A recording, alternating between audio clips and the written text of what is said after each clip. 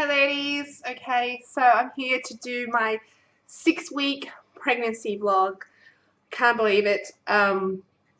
This is my first pregnancy vlog for this pregnancy. Even though I found out that I was pregnant a few weeks ago, as you would have seen my live pregnancy test and also what we did differently. I would also link those videos down there below if it's the first time you're watching me.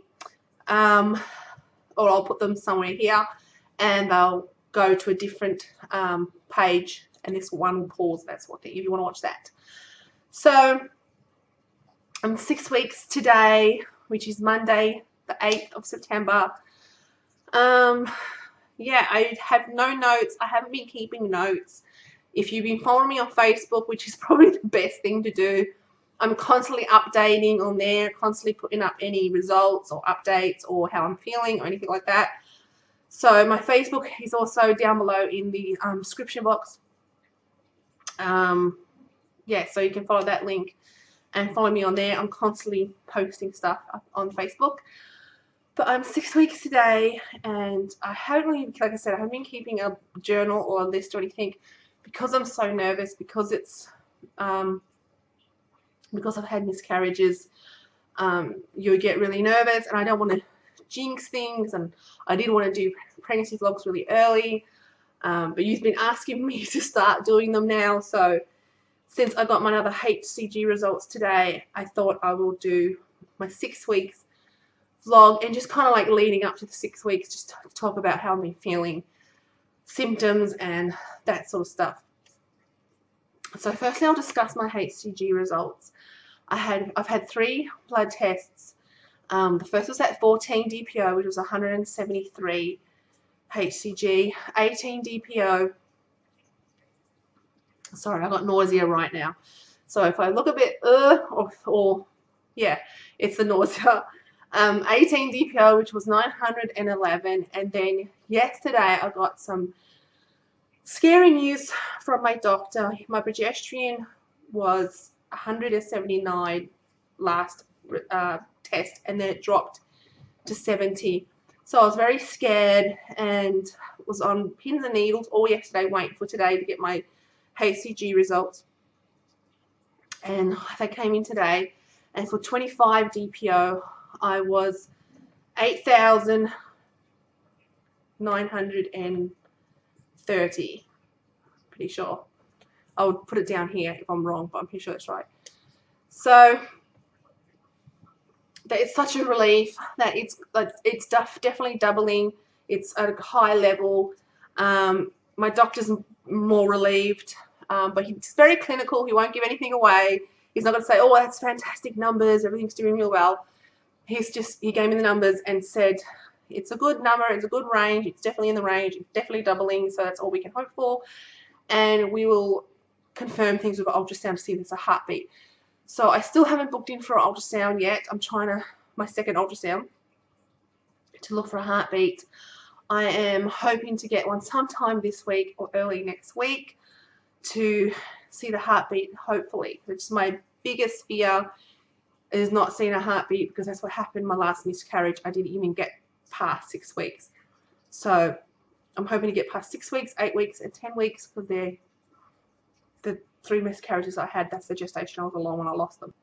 Okay, so my first ultrasound was on last Thursday, and it was just in his office. Like, you would have seen his machine when I had my follicle scan. It's just a private machine in his clinic.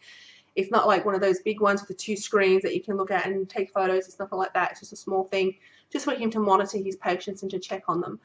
So I had my ultrasound and internal ultrasound, and he saw 2 sacs, which I was really excited at, because I thought maybe it was twins. He was really nervous. He was thinking it was going to be like 5 sacs or something, because I had so many follicles. But he was really happy that there was only 2. And then the longer he looked at it, he realized that one of them was measuring way, way, way too small. And I can't remember the clinical term he called it, but he said it was a failed, and it's not going to survive, basically. And because it was measuring so small compared to the other one. The other one was measuring way ahead. I was 5 weeks, 4 days, something like that. And it was measuring 6 weeks. The length of it was measuring 6 weeks. So he said that's measuring really well. There was no heartbeat though. But the sac was right. All the stuff around it was perfectly fine. It looked like a little grain of rice. It was very cute. And he said the measurements is really well. That the fact that it was measuring a head, that's a really good sign. But it was still too early to see a heartbeat because it was only 5 weeks something. Even though it was measuring a head, I was still only about 5 weeks and a few days. So that's why we're having another ultrasound either sometime this week or early next week to, fingers crossed, hopefully see the heartbeat, because that's, as I said, my biggest fear. So symptoms wise, now I've got all that out of the way, I'll talk about symptoms. It's been the strangest pregnancy, especially with my miscarriages. I had symptoms galore in the 2-week wait. As I said in my last video, I had hardly anything, and the morning sickness and all that sort of stuff didn't really hit me till about 5 weeks. And boy, has it hit me now. This week, 5 weeks leading up to 6 weeks, has been pretty tough with the fatigue and the nausea. The nausea is all day from the moment I wake up to the moment I go to sleep. I don't get any break at all. Nothing eases it.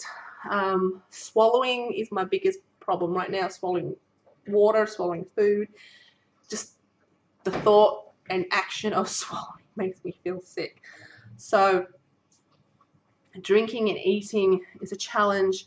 I'm mainly wanting healthy things, which is a good thing.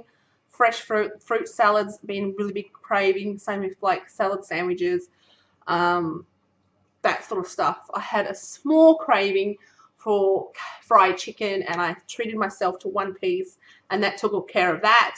So that was good because I didn't want to go overboard.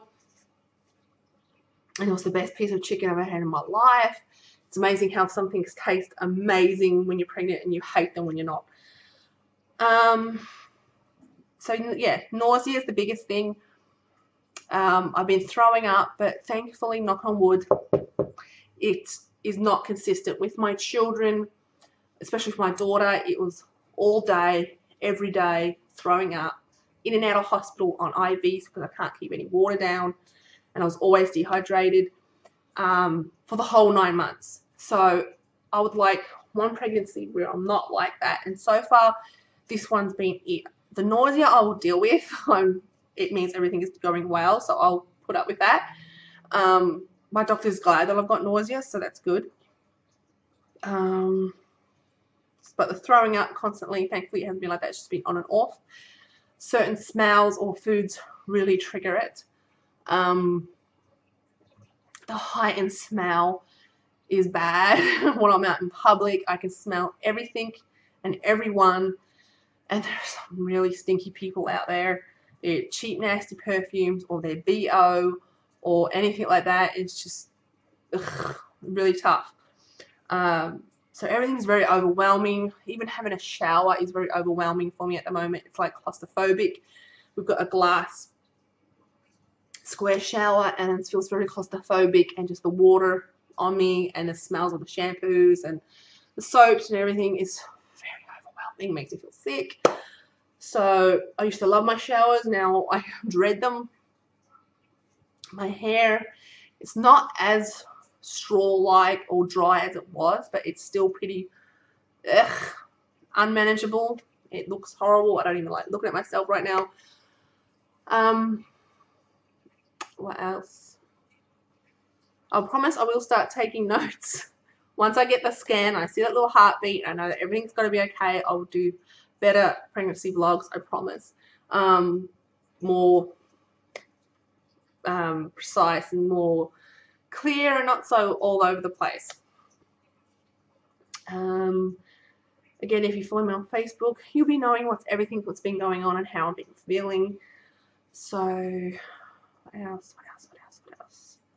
The baby size right now is, as according to my app, is the size of a lentil. So it's really tiny and adorable. And we've nicknamed it Little Moon. which you may have seen also on Facebook, me calling it Little Moon. And it's all because we conceived him or her on the full moon. When I had my IUI, it was like a full super moon. And so we kind of called it Little Moon. It just came to me and just stuck. So instead of calling it Peanut or Bean or anything like that, it's Little Moon. And so that's its nickname for now. It's just Little Moon. What else? So yeah, not too many cravings at the moment. Tons of food aversions. I'm hardly eating anything. I'm just picking on like salty crackers or anything salty. Salty is really good. And fresh fruit and vegetables. I love like a salad sandwich with lots of grated up carrot, beetroot, lettuce, some cheese, you know, just all the salad stuff, tomato, that sort of stuff. That's been really nice. I can stomach that. Anything too heavy like pasta or anything like that, I can't handle at all. I found that out last night. We had pasta bake for dinner and it didn't stay in my stomach for very long. So just light foods and drinks, anything icy. I like anything ice, crushed ice and frozen water. And I did have a huge craving for orange juice. I think for the first 4 weeks I drank nothing but orange juice, but that's gone. And now it's just anything icy and cold. It has to be really ice cold for me to drink it. I think that's about it. I'm sorry this video is all over the place and not very good. I don't have any baby boys this week. I'll probably be doing fortnightly pregnancy vlogs until about 12 weeks.